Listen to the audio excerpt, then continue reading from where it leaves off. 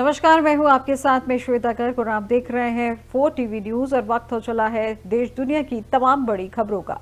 खबर लखनऊ से है, जहां कल हुई योगी कैबिनेट से कई बड़े प्रस्ताव पास हुए हैं। जहां यूपी कैबिनेट ने 11 प्रस्तावों पर मोहर लगाई है। जहां यूपी सरकार ने 2025-26 को आबकारी नीति की दी है मंजूरी। जहां लॉटरी सिस्टम के जरिए होगी यूपी आबकारी विभाग की दुकानें। वहीं पर शाहजहांपुर बनेगा 29वां विकास प्राधिकरण। जहां केजीएमयू ट्रामा सेंटर में बढ़ेंगे 500 बेड। वहीं वित्त मंत्री सुरेश खन्ना एवं आबकारी मंत्री नितिन अग्रवाल ने दी इसकी विस्तृत जानकारी।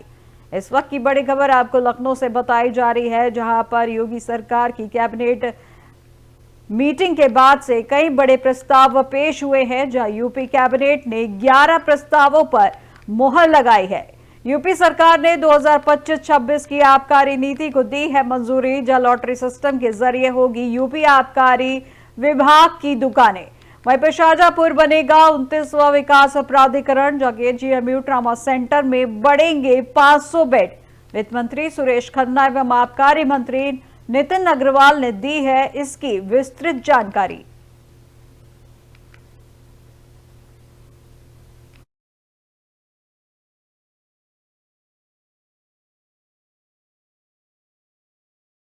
खबर राजधानी लखनऊ से है, जहां योगी कैबिनेट की बैठक के बाद अब महाकुंभ 2025 में पशुधन एवं दुग्ध विकास विभाग की अहम बैठक होने जा रही है, जिसमें प्रदेश में पशुधन, डेयरी उद्योग और गौशालाओं के विकास पर बड़े निर्णय लिए जाएंगे।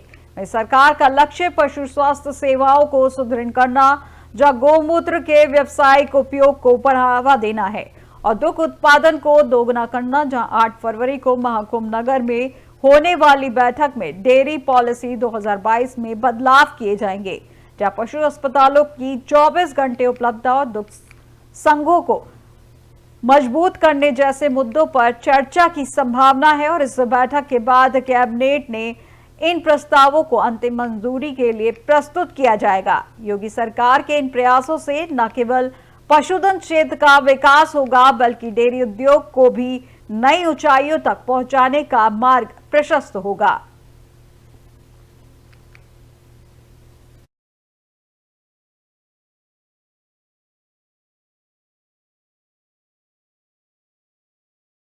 उत्तर प्रदेश के मुख्यमंत्री योगी आदित्यनाथ की भतीजे की शादी में शामिल होने के लिए उत्तराखंड के स्थित अपने पैतृक गांव पंचूर पहुंच चुके हैं, जहां बताया जा रहा है कि सीएम योगी अगले कुछ दिनों में अपने गांव में रुकेंगे। जहां पर शादी समारोह में शामिल होने के अलावा सीएम योगी यमकेश्वर महादेव मंदिर में दर्शन किया, जहां सीएम योगी गुरु गोरखनाथ राजकीय महाविद्यालय विद्यार्थी परिसर में 100 फीट ऊंचे तिरंगे का उद्घाटन किया है।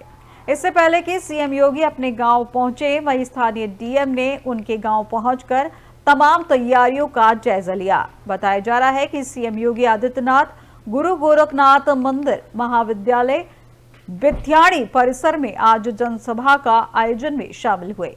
इस दौरान उनके साथ प्रदेश के पूर्व मुख्यमंत्री त्रिवेंद्र सिंह रावत और कैबिनेट मंत्री धन सिंह रावत भी मौजूद रहे। वहीं सीएम योगी ने तल्ला बनास के ग्रामीणों के साथ रुद्राक्ष के पेड़ों का रोपण भी करेंगे।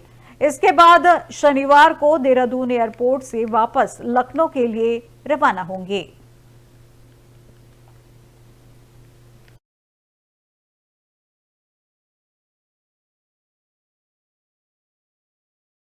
मसूरी जिले में गोल्फ कार्ट संचालन को लेकर रिक्शा चालकों ने विरोध शुरू कर दिया है। जहां रिक्शा चालकों ने कहा कि मसूरी में गोल्फ कार्ट की जगह इलेक्ट्रिक रिक्शा चलानी चाहिए। रिक्शा चालकों ने बीमा की व्यवस्था के बिना निजी कंपनी को गोल्फ कार्ट चलाने का ठेका देने के आरोप लगाए हैं। सदर एसडीएम हरिगिरी ने बताया कि रिक्शा चालकों को गोल्फ कार्ट के संचालन के लिए प्रशिक्षण दिया जा रहा है। वहीं मसूरी में नए निर्वाचित बोर्ड का गठन हो चुका है। शपथ ग्रहण समारोह के बाद नई बोर्ड गोल्फ कार्ट के संचालन को लेकर निर्णय लेगी।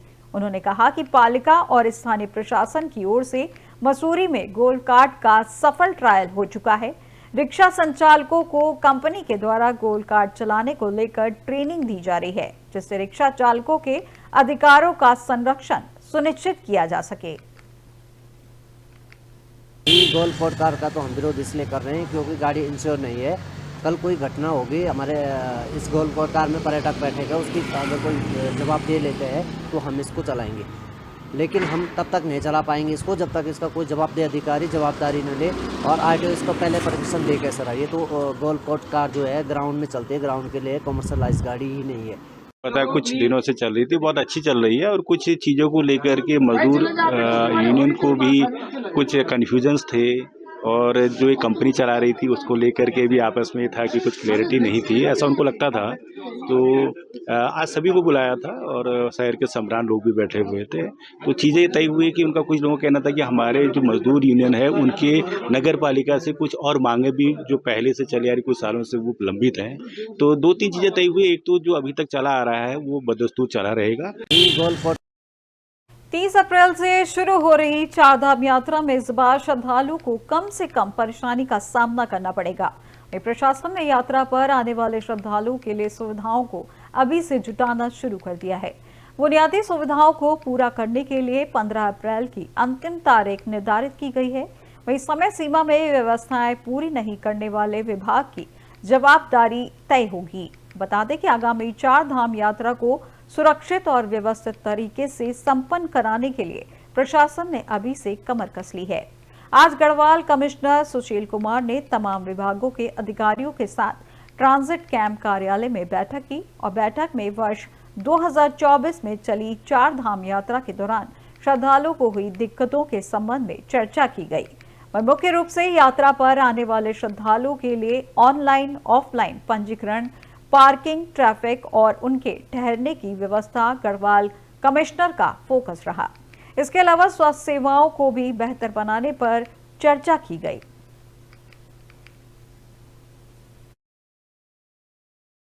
चारधाम यात्रा की मीटिंग कमिश्नर साहब की अध्यक्षता में हुई। इसमें समस्त जनपद के हमारे एसएसपी और एसपी आए थे। इनको सबको निर्देशित किया गया है कि जो चारधाम यात्रा किस तरीके से सुचारू रूप से चलेगी, कहाँ कहाँ बैरियर्स लगेंगे वहाँ पे बैरियर्स लगाया जाए जहाँ पर यात्रियों को कोई दिक्कत ना हो। प्लस जो क्राउड मैनेजमेंट के बारे में भी जो प्लान्स जो हैं अभी से डिस्कस कर लिए जाएँ, रिहर्सल उसकी कर ली जाए और जितनी भी फोर्स की जो डिप्लॉयमेंट है वो पहले से ही रेंज स्तर पे उनको बता दिया जाए ताकि समय से वो हम उनको फोर्स जो है उसको प्रोवाइड कर दें। तो हमारी वर्ष 2025 की चारधाम यात्रा है, उसमें अभी बद्रीनाथ जी के कपाट के खुलने की तिथि 4 मई निर्धारित हो गई है। चारों धाम के तीर्थ पुरोहित गण आए थे। उनका कहना है कि ये तिथियां क्रमशः हमारी अक्षय तृतीया को और शिवरात्रि के दिन स्पष्ट हो जाएंगी कि कौन से कपाट कब खुलेंगे, लेकिन अनुमानतः 30 अप्रैल से 4 मई के बीच हमारे सारे कपाट खुल रहे हैं। उसी को लेकर हम लोगों ने आज एक विस्तृत बैठक की थी। इस बैठक के पूर्व जनपद चमोली के जिलाधिकारी ने बद्रीनाथ धाम जी की, रुद्रप्रयाग के जिलाधिकारी ने केदारनाथ धाम की और उत्तरकाशी के जिलाधिकारी ने गंगोत्री यमुनोत्री धाम के सभी स्टेक होल्डर्स की बहुत ही विस्तार से बैठक की थी। हल्द्वानी में राज्य सरकार द्वारा राजकीय सुशीला तिवारी अस्पताल में पर्चे और स्वास्थ्य जांचों की शुल्क में की गई भारी बढ़ोतरी के विरोध में यूथ कांग्रेस प्रदेश उपाध्यक्ष हेमंत साहू और पार्षद प्रीति आर्या के नेतृत्व में कार्यकर्ताओं ने जोरदार विरोध प्रदर्शन करते हुए प्रदेश के मुख्यमंत्री का पुतला दहन किया। इस अवसर पर कांग्रेसी नेता हेमंत साहू ने कहा कि कुमाऊं भरे में गरीबों के इलाज का एकमात्र सहारा राजकीय सुशीला तिवारी अस्पताल हल्द्वानी में राज्य सरकार ने पर्चे व स्वास्थ्य जांचों के शुल्क में भारी बढ़ोतरी कर दी है, जिसमें गरीबों में भारी रोष है। उन्होंने कहा कि पहले से ही महंगाई की मार झेल रही आम जनता के लिए अब इलाज कराना भी महंगा हो जाएगा, इसलिए सरकार तत्काल बढ़ाए गए दामों को वापस ले, अन्यथा उग्र आंदोलन किया जाएगा। राज्य सरकार लगातार गरीबों के साथ एक के बाद एक अत्याचार कर रही है, जो कि बेहद दुर्भाग्यपूर्ण है। सुशीला तिवारी हॉस्पिटल में जिस तरीके से पर्चे के दाम को, वहां के जांचों को दाम को, सिटी स्कैन के दामों को जिस तरीके से बढ़ाया गया, उसके विरोध में हम लोग प्रदर्शन कर रहे हैं, हम लोग पुतला फूंक रहे हैं। और ये बहुत दुर्भाग्य की बात है कि पूरे कुमाऊं भर से जो गरीब लोग आते थे उनको इलाज के अभाव में अपने दम को तोड़ना पड़ेगा। जिस तरीके से 5 रुपए के पर्चे को 20 रुपए करने का काम किया गया, 400 रुपए वाली सिटी स्कैन को 1300 से अधिक दाम में करने का काम किया गया, तो लूट के अड्डे को बनाने की कोशिश की जा रही है। इस तरीके के निर्णय का हम लोग लगातार विरोध करते हैं और आर पार की लड़ाई होगी। सरकार से मांग करते हैं इस तरीके की हिटलरशाही, इस तरीके की गुंडागर्दी, इस तरीके की बदमाशी किसी भी कीमत में सहन नहीं होगी। तत्काल बढ़े हुए दामों को वापस लिए जाए, वरना राष्ट्र। खबर जौनपुर से है, जहां पुरानी रंजिश को लेकर दबंगों ने दीवार तोड़ी है, जिसका वीडियो भी सोशल मीडिया पर तेजी से वायरल हो रहा है। वहीं पीड़ित विधवा ने दबंगों पर दीवार तोड़ने व मारने पीटने करने का आरोप लगाया है। बताया जा रहा है कि बदलापुर थाना क्षेत्र के चंदापुर गांव में विधवा पीड़ित महिला रेणुका तिवारी ने अपने हिस्से की आबादी में दीवार बना रखी थी, जिसको उसके पड़ोसी दबंगों ने फावड़ा और रम्मा से तोड़ दिया, जिसका वीडियो भी सोशल मीडिया पर वायरल हो रहा है। वायरल हो रहे इस वीडियो में माध्यम से आप देख सकते हैं कि कैसे दबंग बनी हुई दीवार को तोड़ रहे हैं। वहीं जौनपुर में दबंगों के ऊपर पुलिस का कोई खौफ नहीं रह गया है। अब देखते हैं कि पुलिस इन दबंगों के ऊपर क्या कार्रवाई करती है। पीड़ित विधवा महिला कानून कार्रवाई का इंतजार कर रही है।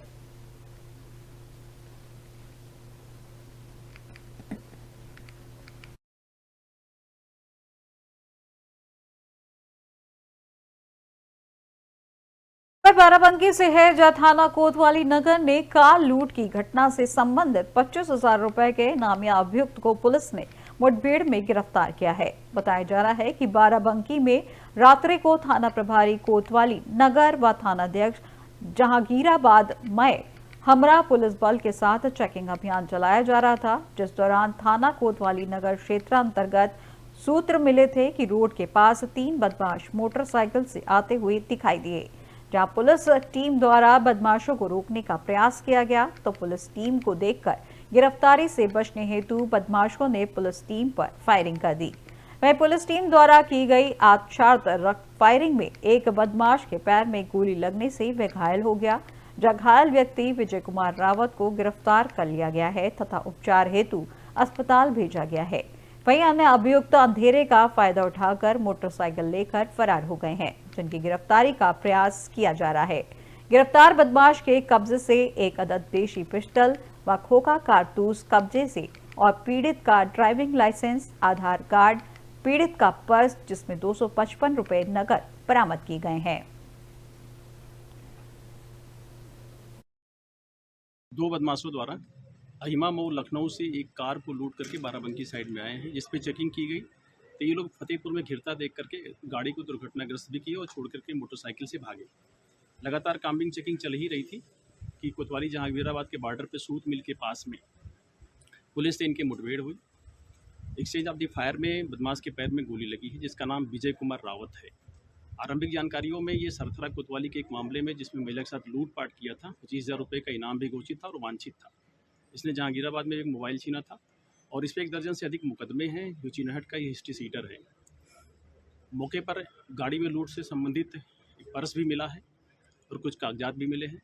अभी जैसे इसका आरंभिक उपचार हो जाता है तो डिटेल में पूछताछ की जाएगी और इसके साथ जो 2 बदमाश और थे उनके लिए टीमें लगी है, कॉम्बिंग की जा रही है। 2 बदमाशों द्वारा उत्तराखंड के 100 नगर निकायों में बृहस्पतिवार और शुक्रवार को सभी मेयर, पार्षद, चेयरमैन, वार्ड सदस्य का शपथ लेंगे, जहां पर समारोह में आयोजन किया जाएगा और इसके साथ ही पहली बैठक आयोजित की जाएगी।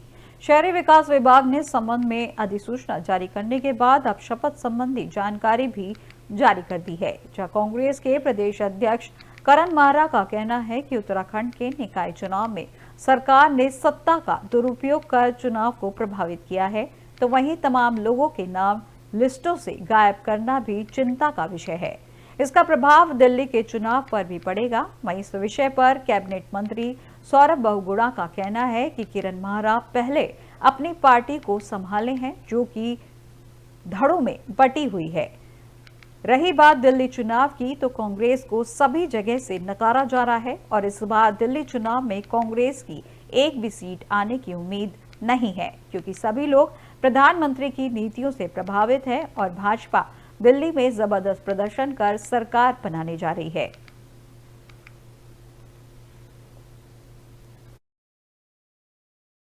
देखिए, बीजेपी इस चुनाव में बहुत धांधली और बेईमानी से जीती है। देहरादून की सीट में एक भी आदमी ऐसा नहीं मिला जिसने कहा हो कि कैंडिडेट ठीक नहीं है या बेहतर चुनाव नहीं है, लेकिन जिस तरीके का डिफरेंस दिखा, ऐसी कोई लहर नहीं थी। और आपने देखा होगा इस चुनाव के रिजल्ट आने के बाद कोई उत्साह पूरे देहरादून में नहीं दिखाई दे रहा है।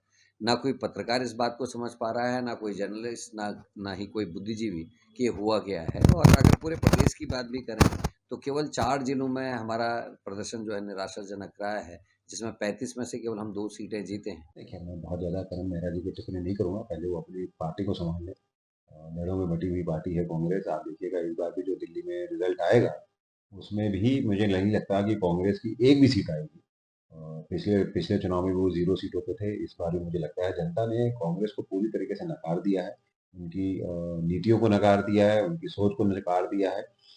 इस वक़्त पूरा देश कहीं न कहीं मोदी जी के ऊपर अपनी आस्था व्यक्त करता है, पूरी उनकी रीतियों पे, उनकी नीतियों पे चलना चाह रहा है। क्योंकि सबको मालूम है कि अगर इस देश को आने वाले समय में विश्व गुरु बनना है, सबको मालूम है अगर इस देश को विकसित बनना है, इस देश को एक विश्व शक्ति बनना है, तो कहीं खबर झांसी से है, जहां सड़कों से अतिक्रमण हटाने के लिए नगर निगम का अभियान जारी है, जिसमें सड़क किनारे बाइक रिपेयरिंग करने वालों को कड़ी चेतावनी दी गई है। इस दौरान नगर निगम की टीम के साथ सिटी मजिस्ट्रेट भी मौजूद रहे। वहीं कई दुकानदारों को चेतावनी देकर अतिक्रमण हटाया गया। इसके साथ ही सड़क किनारे ठेले और दुकानें हटाने की प्रक्रिया भी शुरू की गई और नियमों का उल्लंघन करने वालों पर सख्त कार्रवाई भी हो सकती है। इस संबंध में नगर निगम द्वारा बताया गया कि जल्द ही बड़े पैमाने पर अतिक्रमण हटाओ अभियान चलेगा और इसको लेकर व्यापारियों को अवैध कब्जे हटाने के लिए आखिरी चेतावनी देते हुए कहा गया है कि अतिक्रमण नहीं हटाने वालों पर जुर्माना हो सकता है। वहीं नगर निगम की इस कार्रवाई से व्यापारियों में हड़कंप मचा हुआ है।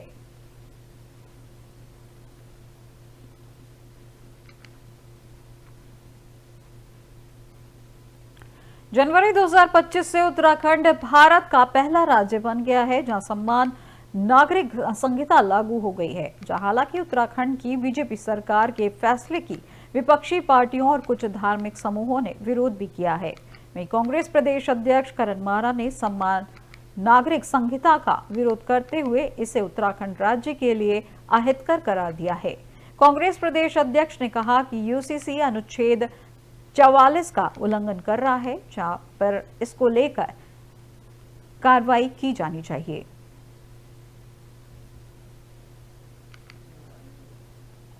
वो ये बताएं कि जो इसमें नंबर 3 है उसकी धारा 378 से 378 से लेकर 389 तक की जो 12 उपधाराएं हैं उस पर उनका क्या कहना है, सहवासी संबंध पर उनका क्या कहना है, मेरा देश भारत और मेरी देव संस्कृति से लबालब भरा हुआ ये उत्तराखंड लिव इन रिलेशनशिप को कतई स्वीकार नहीं करता। और बीजेपी को ये बताना होगा कि कौन ऐसे परिवार हैं जो अपनी बिटिया को बिना शादी के किसी से संबंध बनाने की इजाज़त देते हैं। जो शब्द लिखा गया है सहवासी संबंध, ये निश्चित ही निंदनीय है और एक खुली छूट दे दी है कि कोई 1 साल तक अगर उत्तराखंड में रहता है तो वो सहवासी संबंध बना सकता है और जाते समय कुछ रकम और कुछ प्रॉपर्टीज दे के चले जाए, बस बाकी हो गया ख़त्म। और जो सर्विस क्लास है और वो अगर आज ट्रांसफर होकर उत्तराखंड आ रहा है तो कल ही से किसी के साथ भी रह सकता है। वो ये बताएं कि देहरादून नगर निगम के नवनिर्वाचित मेयर सौरभ थपलियाल 7 फरवरी को मेयर पद की शपथ लेंगे, जहां शपथ ग्रहण समारोह की तैयारी काफी हद तक पूरी कर ली गई है। आपको बता दें कि मेयर सौरभ थपलियाल का कहना है कि कल वह देहरादून के मेयर पद की शपथ लेंगे, जिसमें प्रदेश के मुख्यमंत्री मौजूद रहेंगे। साथ ही पार्षद गण भी साथ में शपथ लेंगे और नवनिर्वाचित मेयर का कहना है कि उनकी प्राथमिकता यह है कि देहरादून की जन समस्याओं को जल्द से जल्द दूर किया जाए, चाहे वह सफाई से संबंधित हो, सड़कों से संबंधित हो या फिर कोई ऐसे मुद्दे जिनसे जनता को परेशानियां हो रही हैं, उन पर जल्द काम करेंगे। कल शपथ ग्रहण का समय निकला है 7 तारीख सायंकाल 5 बजे और अपने नगर निगम परिसर में जिस प्रकार से पारंपरिक होता आया है तो वहीं पे ये होने जा रहा है। समस्त अपने जितने भी अपने महानगर के अपने कार्यकर्ता हैं, अपने समस्त पार्षदगण हैं और उनके परिजन भी हैं, सब लोग उसमें समर्थक हैं, सब लोग उसमें आते हैं। अपने माननीय मुख्यमंत्री जी उसमें उपस्थित रहेंगे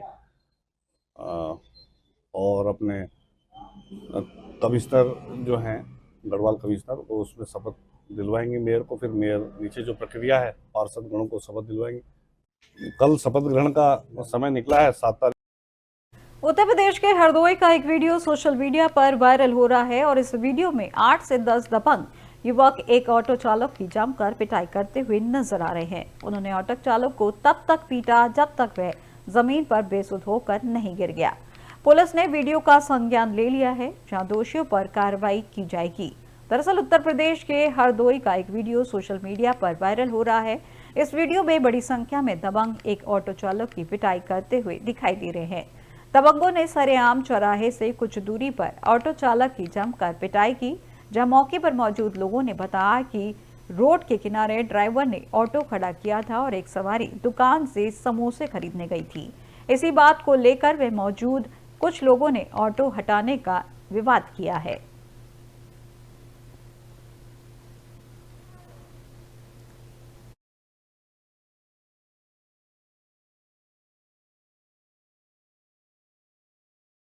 देश दुनिया की तमाम बड़ी खबरों में फिलहाल बस इतना ही और अधिक जानकारी के लिए देखते रहिए 4 टीवी न्यूज़। नमस्कार।